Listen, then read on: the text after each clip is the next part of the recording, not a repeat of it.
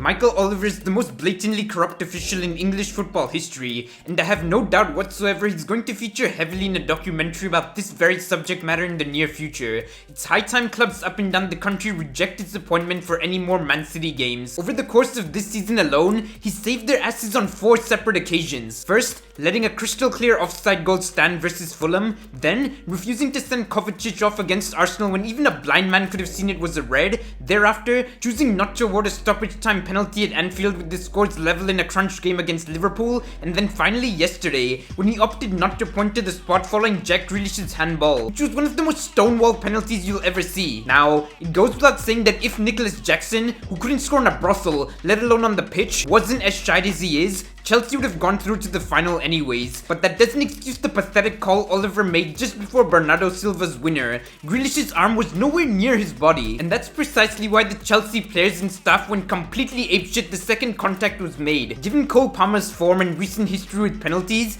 there was likely only going to be one outcome, which makes the entire ordeal that bit more infuriating. The fact that Oliver's made 4 game-changing calls in favor of the same team in the same bloody year is statistically impossible, unless of course you've been compromised like the man on screen has. I mean, Jesus Christ lads, Oliver's been officiating in the UAE, the nation state who happen to be the owners of Man City, and getting paid 100 times more for his services there than he does in the Premier League. I've said it before and I'll say it again, even if Man City aren't explicitly paying Oliver off with brown envelopes, any human being in his position would think twice before giving a big decision against them, considering their owners are providing him with a life of luxury he otherwise wouldn't have. Unfortunately, these very decisions are likely going to prove to be the difference between City winning the double and finishing trophyless. It's impossible for other teams to compete. They've assembled the most minted squad of all time due to cheating, have the best in class both in terms of players and coaches, and now ensured English referees are in their pocket too. There's 2 big reasons why they're able to get away with this. First and foremost, this whole clear and obvious bollocks. For reasons known only to them, officials have decided that they'll stick with the on-field call 99% of the time. This in turn allows a fraud like Oliver to do whatever he wants, knowing full well it won't be overturned by his mates over at Stockley Park. Secondly, the media. They have a duty to shine a spotlight on City's wrongdoings,